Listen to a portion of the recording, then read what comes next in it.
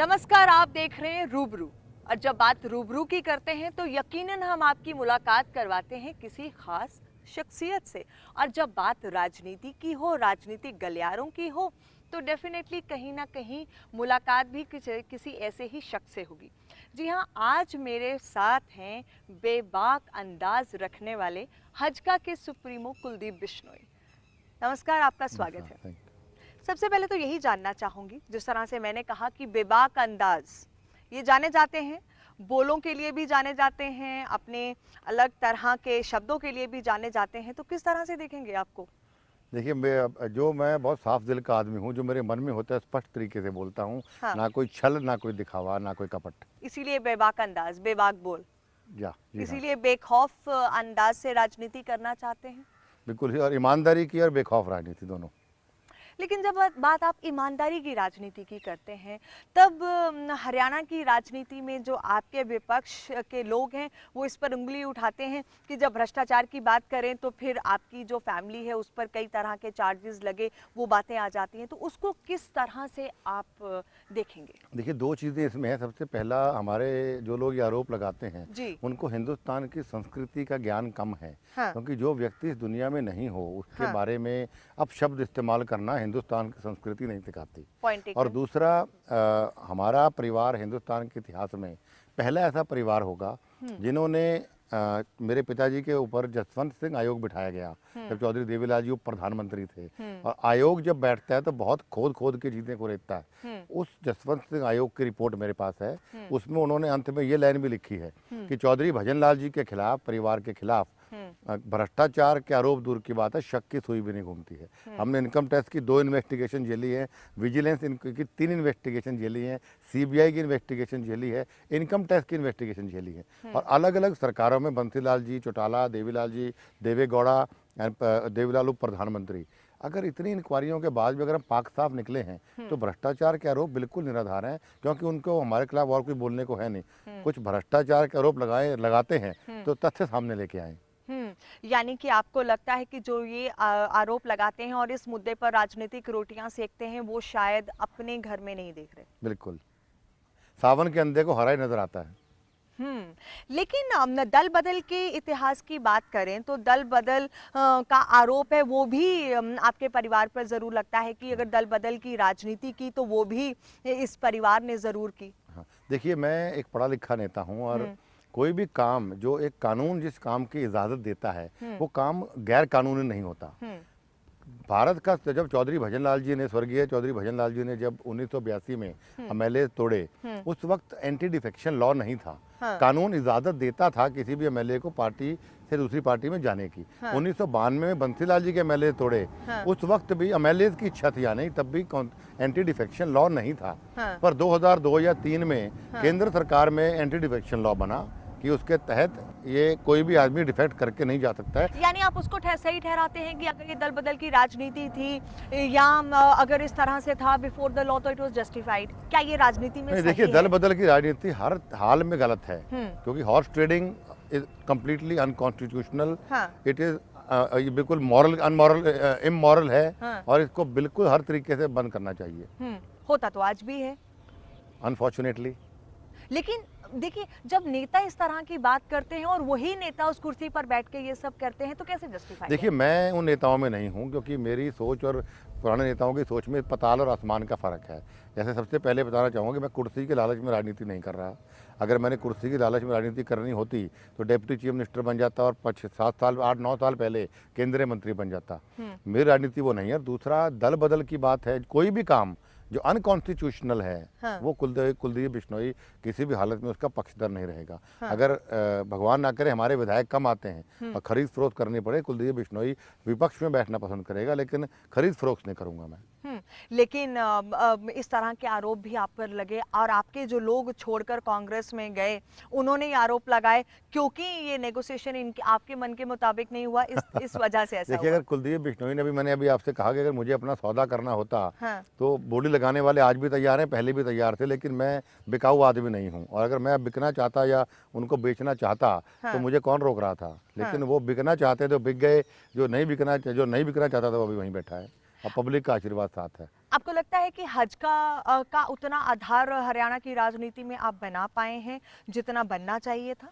बहुत ज़बरदस्त बना है और वो भी आपको चुनाव के नतीजों में मिलेगा। पिछली बार क्योंकि हमें समय कम मिला अपने संगठन को खड़ा करने में, और मैं पूरे हरियाणा का दौरा नहीं कर पाया जिस तरीके से गांव-गांव में मैंने ट्रैक्टर यात्रा के माध्यम से या रथ यात्रा के माध्यम से या और कार्यक्रमों के माध्यम से पूरे हरियाणा के सारे गाँव मैं 1.5 बार कर चुका हूँ। तो उस तरीके से कुलदीप बिश्नोई क्या है, कुलदीप बिश्नोई की सोच क्या है, कुलदीप बिश्नोई के विजन क्या है, ये लोगों तक अब पहुंचा पाया हूं मैं। और चुनाव आएगा, आपको नतीजे आपके सामने लोकसभा में भी देखने को मिलेंगे और विधानसभा में देखने को लेकिन मिलेंगे। लोग तो ये कहते हैं कि पहले आप सिंपैथी वेव की वजह से जीत गए और इस बार बीजेपी का गठबंधन है तो उसका सहारा है।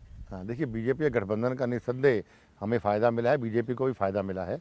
लेकिन 2009 के आम चुनाव में हमारे साथ किसी का गठबंधन नहीं था। लोग कहते थे कि ये पार्टी ख़त्म हो चुकी है। उस वक्त भी हमारा चौधरी भजन लाल जी अकेले विधायक बने, कांग्रेस के 9 विधायक बने। उस वक्त कौन सी सिंपैथी थी, क्या था क्या नहीं था।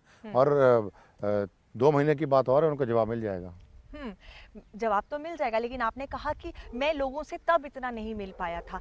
आज भी लोगों का ये कहीं ना कहीं नाराजगी दिखती है कि कुलदीप बिश्नोई जमीन से जुड़ी राजनीति नहीं करते, दूरी बना के रखते हैं। उस दूरी की क्या वजह है? देखिए ये विपक्ष के पास मेरे खिलाफ बोलने के लिए कुछ नहीं है। क्योंकि मैं एक ईमानदार आदमी हूँ, बेदाग छवि का आदमी हूँ, सिद्धांतों की और ईमानदारी की राजनीति करता हूँ। तो ये जो बातें नहीं मिलने वाली फैलाने की बात, ये मेरे विपक्ष के लोग करते हैं। हिंदुस्तान के इतिहास में कौन सा ऐसा नेता है जिसने जनता के लिए अपने हाथ तुड़वाए, लाठियां खाई हों? कौन सा ऐसा नेता है जिसने 2832 गांव का दौरा 57 दिन लगातार किया हो, जो अलग अलग गरीब परिवारों के यहाँ रुका हो, लोगों के बीच में तर्क वितर्क किए हो? मेरा संवाद लोगों से सीधा है, जो वो लोग पचा नहीं पा रहे हैं, इसलिए वो इस तरीके की बात करते हैं। कुलदीप का जुड़ाव कम, जो मैंने पहले कहा कि मेरा जुड़ाव नहीं हो पाया, उसका कारण था हमारी पार्टी बने सिर्फ 8 महीने हुए थे जब ये लोकसभा के चुनाव आ गए थे और विधानसभा के चुनाव तुरंत बाद आ गए, तो मैं वो गाँव के दौरे नहीं कर पाया था। अब मेरे पास समय था 5 साल का, तो पूरे गाँव के दौरे किए मैंने, संपर्क बनाया, काडर बनाया। आज हरियाणा जनहित कांग्रेस बीएल का काडर हिंदुस्तान में सबसे लंबा काडर है। 3 लाख से ऊपर मेरी पार्टी के मेंबर हैं आज की डेट में। लेकिन उसके बावजूद ऐसा देखा जाता है कि पोटेंशियल कैंडिडेट्स की कमी है, पोटेंशियल चेहरों की कमी है, कुछ ना कुछ अभाव है।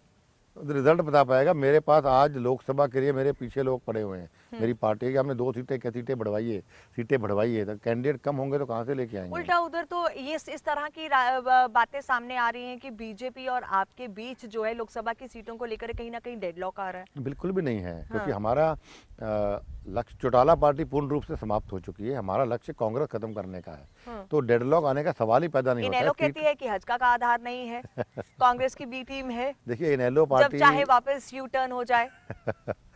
ओम प्रकाश चौटाला जेल के अंदर बंद हैं, अजय चौटाला जेल के अंदर बंद है। सबसे बड़ा मुद्दा आज भ्रष्टाचार का मुद्दा है। और जो भ्रष्टाचार के आरोप सिद्ध होकर जेल में बैठे हैं, उनसे सर्टिफिकेट की मुझे ज़रूरत नहीं, पहली बात। और सर्टिफिकेट देना भी हो, जिस परिवार की 3 जनरेशन हमने हरा रखी हैं, उनके, वो हमारे जनाधार की बात करते हैं। अजय चौटाला को 2 बार मैंने हराया है। रंजीत सिंह जो उनके चाचा हैं, उनको मेरे पिताजी ने हराया है। चौधरी देवीलाल जी इनके दादा हैं, उनको मेरे पिताजी ने हराया है। चौटाला साहब ने नॉमिनेशन फाइल किया, मेरे पिताजी के खिलाफ विड्रॉ करके चले गए थे। तो ये जो लोग हमारे सामने एक कदम टिक नहीं सकते, वो जनाधार की बात क्या करते हैं? अगले चुनाव में फिर लड़ दें मेरे सामने, जनता बता देगी। लोगों का तो और जानकारों का यही मानना है, क्योंकि इस वक्त हजका को बीजेपी का सहारा है, मोदी वेव कहीं ना कहीं बन रही है, उसको सिर्फ आप कैश ऑन करना चाहते हैं। अदरवाइज जो हजका का आधार है वो कहीं ना कहीं कम हो रहा है, लोगों का जो जुड़ाव है वो कम हो रहा है। आपने मेरी अभी हाल ही में, पुरानी रैलियों की बात आप छोड़ दीजिए, अभी हाल ही मैंने रैली की हिसार में 1 दिसंबर को। हरियाणा ही नहीं, हिंदुस्तान के इतिहास की सबसे बड़ी रैली थी। 14 लाख से ऊपर लोग वहां पर आए मुझे आशीर्वाद देने के लिए। मैंने कोई अमिताभ बच्चन या शाहरुख खान नहीं बुलाया हुआ था, या कटरीना कैफ नहीं बुलवाई थी कि उनको देखने लोग आए थे। लोग कुलदीप बिश्नोई, अरुण जेटली साहब को सुनने आए थे। तो 14 लाख लोग 1.25 करोड़ की आबादी में लगभग 11.5-12% पॉपुलेशन बनती है। उनकी वाइफ को मिलाओगे 24% पॉपुलेशन बनती है। परिवार बनाओगे 30 से ऊपर चले जाते हैं। तो मैंने ना किसी को पैसे दे के बुलाया, ना कोई फिल्म स्टार बुलाए, तो लोग मन से आए हैं मेरे रैली के अंदर। और वो रैलियां और वोट वो तय करती है पार्टी की मजबूती। मेरी रैली में 14 लाख लोग हैं। आपको बोलिए ना लगता उन है लोगों को रैलियां और वोट तय करती है? मुझे नहीं लगता कि रैलियों में जितने लोग आते हैं वो वोटों में तब्दील हो जाते हैं, क्योंकि कांग्रेस ने रैली की, गोहाना रैली, तो हुड्डा जी कहते हैं कि मेरी सबसे बड़ी रैली थी। इनेलो ने रैली की तो वो क्लेम करते हैं सबसे बड़ी रैली थी। आपने रैली की, आप क्लेम करते हैं बहुत बड़ी रैली थी। मोदी की रैली हुई तो वहां क्लेम किया गया कि मोदी की सबसे बड़ी रैली थी। देखिए, रैली के जो ग्राउंड हैं वो आज भी वहीं पड़े हैं जहाँ चौटाला ने की, या जहाँ हुड्डा ने किया, जहाँ मैंने की है। हाँ। आप कृपया अपने आदमी भेज के मेजरमेंट करवा लें। हाँ। और आप मल्टीप्लाइड 2 फुट पे का 2 फुट बाय 2 फुट पे का आदमी बैठता है, मल्टीप्लाइड यू नो किसकी भीड़ ज़्यादा है। बात हम वोटों जितने में इन तब्दील दोनों होने की की नहीं, कर रहे हैं, नहीं वोटों आपने में तब्दील होने की। नहीं, वो भी वहीं पे भी आ रहा हूँ। हाँ। 2 क्वेश्चन थे। पहला था कि संख्या का, हाँ। संख्या के आधार पर जितने इन दोनों की रैली में लोग आए थे, हाँ। उतने तो मेरी रैली में ड्राइवर थे, मेरे पब्लिक के उतने ड्राइवर। संख्या की बात तो ये है। और जहाँ तक वोटों की बात है, मैंने अभी आपको 30% से ऊपर वोट बैंक बताया कि जो मेरे ग्राउंड में था, वो 30% में से 10% तो मुझे देगा, 15% देगा, और 12-15% लोग पहुंच नहीं पाएंगे, टीवी पे लाइव देख लेंगे। तो मैं वो कह रहा हूँ, अगर 30% का 50% लगाएं तो 15% हजका के साथ खड़ा है। भाजपा का जनाधार अलग है, अब मोदी जी का नाम आप खुद कह रहे हैं, उनका जनाधार ऊपर से अलग है। तो ये सब मिला मिलू के, और भ्रष्टाचार सबसे बड़ा मुद्दा है। चौटाला खत्म हो चुका है, कांग्रेस के खिलाफ लोगों का मूड है, भ्रष्टाचार के खिलाफ लोगों का मूड है। Kuldeep Bishnoi is the only man who got a clean image in Haryana. एक बात है, महागठबंधन की बातें हो रही थी, उसके बारे में क्या कहेंगे? देखिए, 2.25 साल, लगभग 2.5 साल के करीब हमारी गठबंधन को हुए हो गए, और इन 2.5 साल के अंदर हर महीने कोई ना कोई 2 महीने में नया मुद्दा ही लेके आ जाते हैं। पहले कहते थे कि लोकसभा का चुनाव के दौरान, कि लोकसभा का चुनाव खत्म होते ही ये गठबंधन टूट जाएगा। हाँ। ताकि लोग वोट ना दे मुझे। हाँ। लोकसभा का चुनाव हम जीते। हाँ। फिर रेणुका, मेरी वाइफ का बाई इलेक्शन हुआ। हाँ। उसके बाद टूट जाएगा। हाँ। अभी भी हम वहीं खड़े हैं। हाँ। फिर कभी आ जाएगा, अगले महीने की 12 तारीख को हो जाएगा। हाँ। फिर कहा रेवाड़ी रैली में कुलदीप को आमंत्रित नहीं किया गया। हाँ। कुलदीप को स्टेज पे आने नहीं देंगे। हाँ। गठबंधन टूट जाएगा, फिर भी हम खड़े हैं। हाँ। फिर कहा 31 जनवरी को कोर्ट में डेट है, उस दिन टूट जाएगा। हाँ। कल तो शर्तें लग रही थी, मैंने सुना है कहीं पे कि आज गठबंधन टूट जाएगा 21 तारीख को। हाँ। हम तो वहीं खड़े हैं। ये लोग इसलिए बोलते हैं, इसमें कांग्रेस भी चौटाला की मदद कर रहा है। हाँ। कि कहीं ना कहीं लोगों में कंफ्यूजन बनी रहे। हाँ। और कांग्रेस और चौटाला के नेता उनकी पार्टियां छोड़ के हमारी पार्टी में ना आए। लेकिन इस तरह की बातें भी उठी थी कि कहीं ना कहीं हजका और बीजेपी के रिलेशनशिप्स में कहीं ना कहीं दरार जरूर आता है। इतना भी नहीं है। कुछ ऐसा भी है कि बीजेपी की लीडरशिप भी कहीं ना कहीं 2 चीजों में बटी हुई है। कुछ लोग हैं जो चाहते हैं गठबंधन इनेलो के साथ हो जाए, कुछ लोग हैं जो नहीं चाहते हैं, और प्रदेश की बीजेपी में भी ऐसा है। नहीं, ऐसा बिल्कुल भी नहीं है। अगर आप बात प्रदेश की बीजेपी में अनिल विज साहब के इशारा कर रही हैं, उनका भी बयान। नहीं, मैंने किसी का नाम नहीं लिया, आप खुद नाम ले रहे हैं, इसका मतलब अनिल विज साहब का एक कहीं ना कहीं बयान तोड़ मरोड़ के पेश किया गया था। उन्होंने उसका खंडन करके कहा कि हमारा गठबंधन बढ़िया। आपने नाम नहीं लिया, आप ठीक कह रही हैं। लेकिन जो कन्फ्यूजन है मैं क्लियर करना चाह रहा हूँ पब्लिक के माध्यम से, कैमरा के माध्यम से, आपके माध्यम से। और दूसरा, केंद्र की जहाँ बात आई, मुरली मनोहर जोशी जी हरियाणा में आए, कह के गए गठबंधन मजबूत है।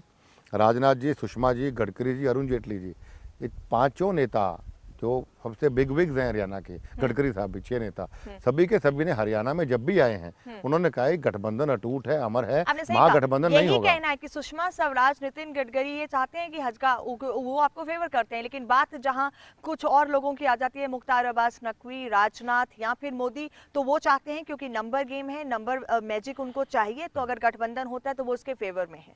देखिए, राजनाथ सिंह जी ने खुद 3 बार हरियाणा में आए हैं। हाँ। और तीनों ही बार उन्होंने ये बात कही कि हमारा गठबंधन कुलदीप के साथ है, अटल रहेगा। हाँ। 4 दिन पहले इंग्लिश ट्रिब्यून में उनका पूरा QA छपा था, उसमें उन्होंने कहा कि महागठबंधन की बातें जिनका कोई आधार नहीं है। और नकवी साहब चौधरी देवीलाल जी की 100वीं पुण्यतिथि पर गए थे। चौधरी देवीलाल जी एक महान नेता थे। आई सैल्यूट हिम।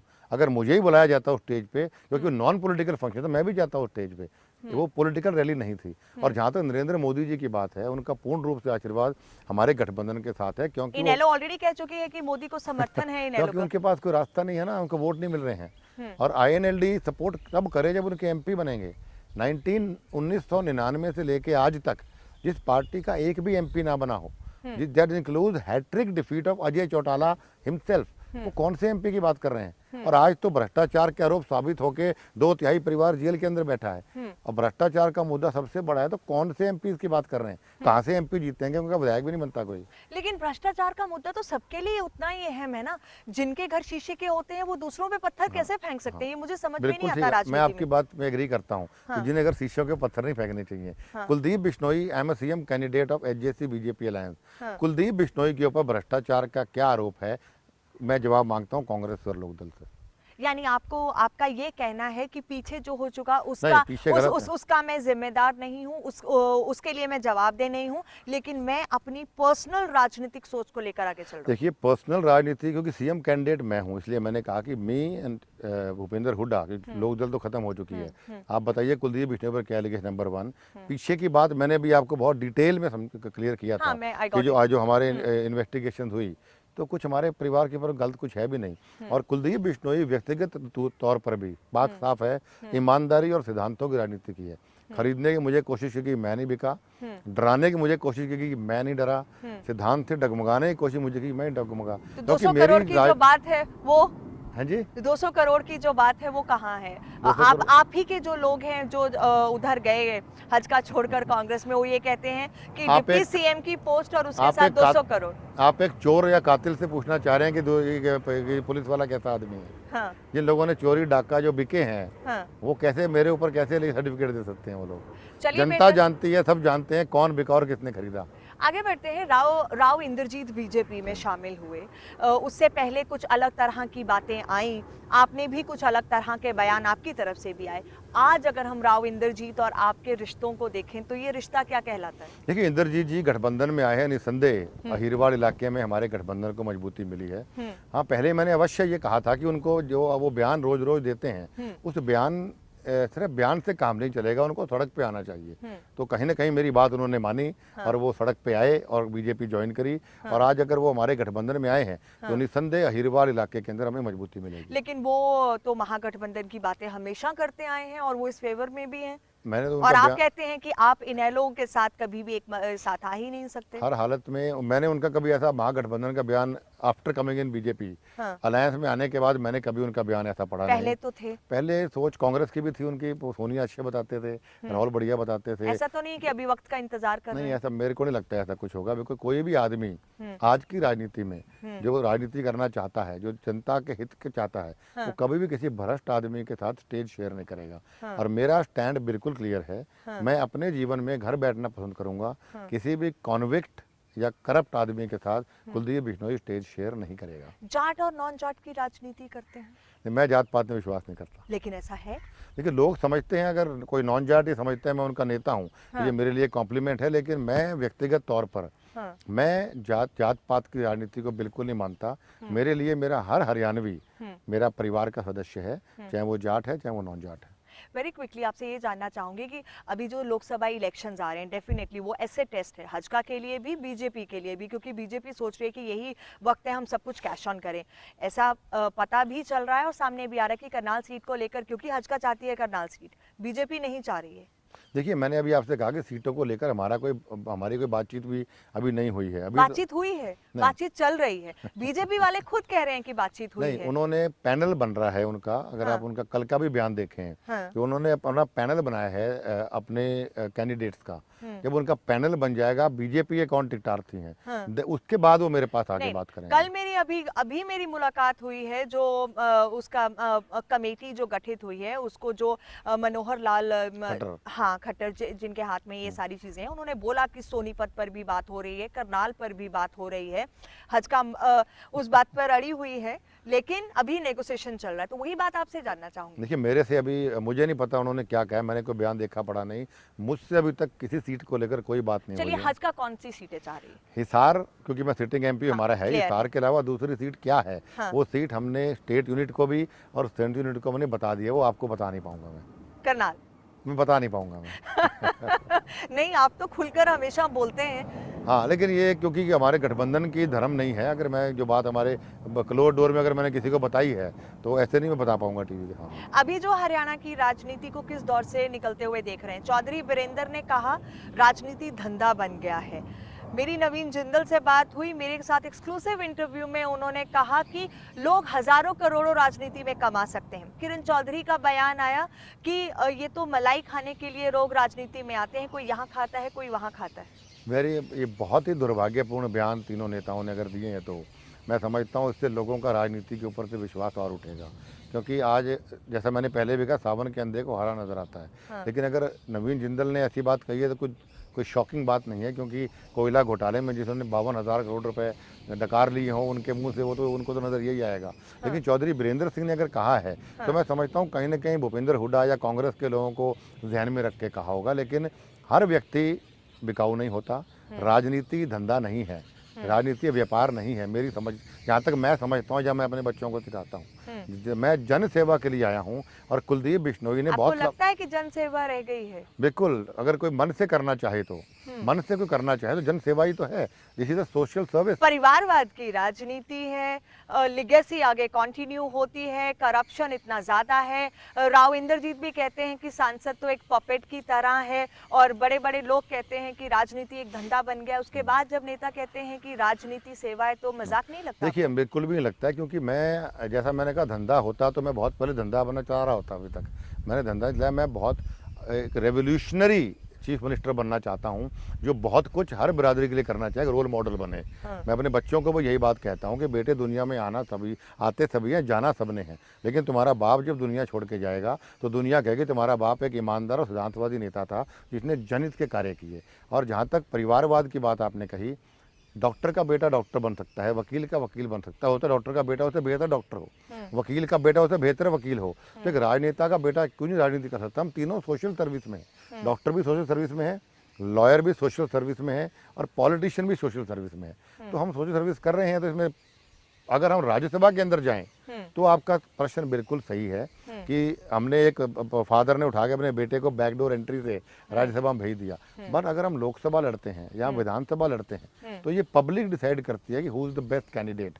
मैंने बाई इलेक्शन लड़ा है, मेरे खिलाफ 39 कैंडिडेट और थे, लेकिन मैं जीत के वहां से आया क्योंकि लोगों ने मुझे पसंद किया। और हरियाणा में 90 सीटें हैं, 90 के 90 अगर हमारे परिवार के लोग लड़े, समझ में आता है। अगर 1 या 2 सीट परिवार लड़ रहा है और 88 और लोग लड़ रहे हैं, तो we are giving equal chance to everybody. अब आगे कौन से मुद्दे लेकर आप जाएंगे? भ्रष्टाचार का मुद्दा है, क्षेत्रवाद का मुद्दा है, कानून व्यवस्था का मुद्दा है, और भी बहुत से मुद्दे हैं हमारे। और कौन सी चीज़ों को आप मेन टारगेट करेंगे? कांग्रेस की, अगर जिस तरह से सीएलयू कांड को लेकर सीडी इनेलो ने जारी की, आपको लगता है कि आप उस चीज़ को कैश ऑन कर रहे हैं? किसको? जो इनेलो ने इतनी सारी सीएलयू को लेकर सीडीज जारी, इनेलो सीटें जीती हैं जो, हम तो 90 के 90 सीट। नो, इनेलो ने जो सीडियां जारी की थी कांग्रेस के मंत्रियों को लेकर। देखिए, वो सीडी जारी हो ना हो, आज के जहन में हर आदमी को इस बात का पता है कि कांग्रेस पार्टी दलदल में घुसी हुई है भ्रष्टाचार के। सीडी दिखाएंगे तब भी लोगों को पता है किसी ने वोट कांग्रेस को नहीं देना है, ना प्रदेश में और ना देश में। लोग देश में बीजेपी की सरकार बनाएंगे, प्रदेश में हजका भाजपा गठबंधन की सरकार बनाएंगे, लोगों ने मन बना लिया। और बीजेपी की तरफ से चीफ मिनिस्टर कैंडिडेट अब राव इंद्रजीत, ये तो बीजेपी डिसाइड करेगी और एमएलए डिसाइड करेंगे। हमारी तरफ से, हमारे गठबंधन की तरफ से पहले 2.5 साल कुलदीप बिश्नोई कैंडिडेट सीएम रहेगा और बहुत कुछ करने के लिए रहेगा। क्या नेगोशिएशंस में कुछ बदलाव होगा? क्योंकि पहले ये बातें उठी थी और अनिल विज ने ये बातें उठाई थी कि जो नेगोशिएशंस की टर्म्स हैं हज का बीजेपी गठबंधन की, उनमें थोड़ा सा बदलाव। उन्होंने खंडन कर दिया था उस बात का कि मेरा मतलब वो नहीं था। नेगोशिएशन, रीनेगोशिएशन होने का सवाल ही पैदा नहीं होता है। आम आदमी पार्टी के आने से कुछ फर्क पड़ेगा? I don't think so, because Delhi के अंदर लोगों को बहुत उम्मीदें थी उनसे रिजल्ट देने की, और उन उम्मीदों पे वो खरे नहीं उतरे। और बाकी प्रजातंत्र है, कांग्रेस भी चुनाव लड़ रही है, चौटाला भी चुनाव लड़ रहा है, आम आदमी पार्टी भी लड़े, हजका भी लड़ रही है, भाजपा भी लड़ रही है। फैसला जनता करेगी। यादव गुड़गांव में आ गए हैं, केजरीवाल अगर हरियाणा से चुनाव लड़ते हैं तो फिर पब्लिक डिसाइड करेगी। पब्लिक डिसाइड करेगी। खतरा मुझे तो कोई खतरा नहीं, कोई भी चुनाव लड़े, लेकिन अब अंत में फैसला जनता ने और परमात्मा ने करना है। ऐसा क्यों कहा जाता है कि आप एसी गाड़ी में बैठकर राजनीति करते हैं, लोगों के पास नहीं आते? मुझे नहीं पता। ये मैंने जैसे पहले कहा कि वही लोग कहते हैं, क्योंकि मेरे दामन में कोई दाग नहीं है। इसलिए इस प्रकार की बातें, एसी गाड़ी 57 दिन की यात्रा किसने करी है? ट्रैक्टर दिन की 18 दिन की यात्रा मैंने करी, बारिश में, ठंड गर्मी, ओपन बैठ के। लाठियां मैंने खाई जनता के लिए, क्या उनमें से किसी ने खाई हैं लाठियां? हिंदुस्तान के इतिहास में सबसे लंबी पॉलिटिकल यात्रा किसी ने करी तो कुलदीप बिश्नोई ने करी। चलिए, बेहद शुक्रिया हमारे इस कार्यक्रम में शामिल होने के लिए, और देखते हैं कि हरियाणा की जनता हजका के बारे में क्या सोचती है। बहरहाल देखना होगा कि इस बेबाक बोल और बेबाक अंदाज के साथ हजका सुप्रीमो कुलदीप बिश्नोई आने वाले वक्त में, और ख़ास तौर पे जब बात मिशन 2014 की हो, तो हजका को कहाँ लेकर जाते हैं, इसका फैसला तो हरियाणा की जनता करेगी। लेते हैं आपसे इजाज़त, नमस्कार।